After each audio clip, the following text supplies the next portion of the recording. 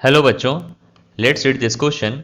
Give the structure and functions of nuclear membrane. तो हमें nuclear membrane के structure और फंक्शंस बताने हैं।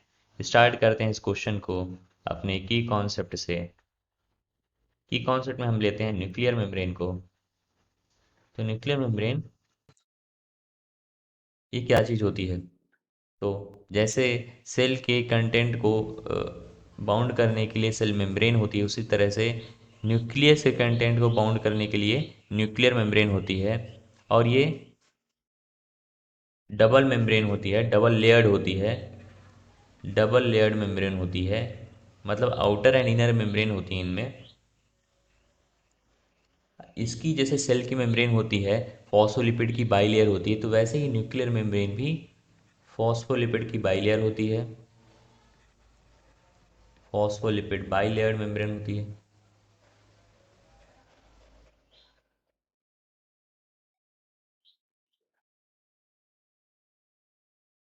ये न्यूक्लियर मेम्ब्रेन जो है सारे यूकैरियोट्स में पाई जाएगी। ये किसी भी प्रोकैरियोट में नहीं पाई जाती। ये है न्यूक्लियर मेम्ब्रेन का स्ट्रक्चर, पूरे न्यूक्लियस का स्ट्रक्चर है ये है हमारी आउटर मेम्ब्रेन।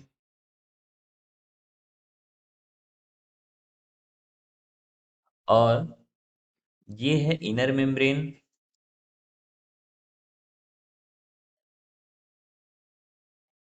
नेक्स्ट इज, ये जो आउटर एंड इनर मेम्ब्रेन के बीच में जगह है, इसको हम लोग बोलते हैं पेरी न्यूक्लियर स्पेस। जो अंदर का ये जो पूरा कंटेंट है, तो ये होता है न्यूक्लियोप्लाज्म। न्यूक्लियोप्लाज्म। और ये जो मेम्ब्रेन्स हैं, आउटर मेम्ब्रेन, इनर मेम्ब्रेन, ये न्यूक्लियोप्लाज्म है। और इधर की तरफ साइटोप्लाज्म है। और ये है यहाँ पर इस तरह से पूरा यहाँ पर सेल होता है ये।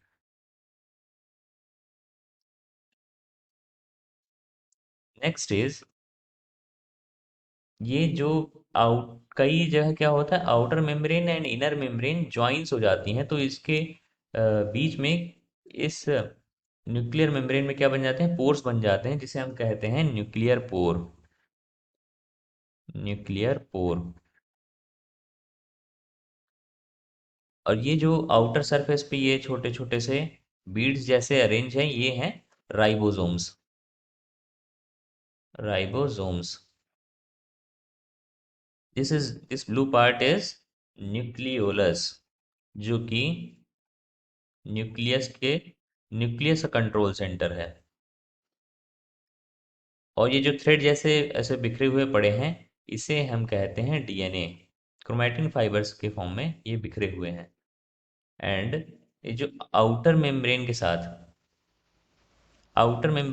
क्या होता है, ये जो अटैच है, इसे बोलते हैं हम रफ एंडोप्लाज्मिक रेटिकुलम। ये जो out rough endoplasmic reticulum nuclear membrane के आउटर आउटर न्यूक्लियर मेम्ब्रेन से अटैच होता है। ये तो पूरे ये क्या हो गया, रफ एंडोप्लाज्मिक रेटिकुलम। तो ये हो गया हमारा न्यूक्लियर मेम्ब्रेन का स्ट्रक्चर।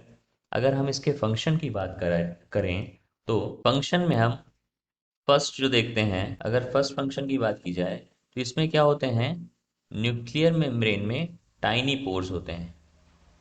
न्यूक्लियर मेम्ब्रेन में क्या होते हैं, टाइनी पोर्स होते हैं, जो कि फॉर्म होते हैं outer membrane and inner membrane की जॉइनिंग से। इन टाइनी पोर्स का काम होता है, ये कंट्रोल करते हैं। टाइनी पोर्स कंट्रोल करते हैं, control of flow of substances.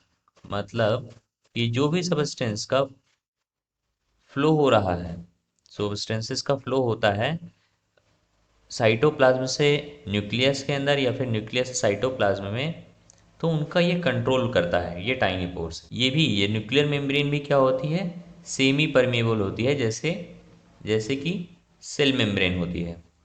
ये कुछ मूवमेंट मॉलिक्यूल्स की मूवमेंट को अलाउ करता है, कुछ को नहीं करता है।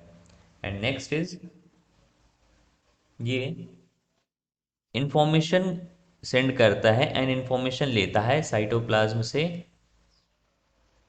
एक्सचेंज करता है इंफॉर्मेशन। और ये इंफॉर्मेशन कंडक्ट करते हैं मैक्रोमोलिक्यूल्स।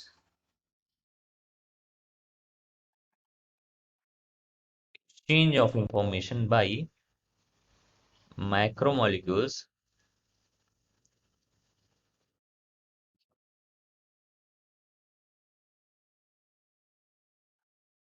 साइटोप्लाज्म से।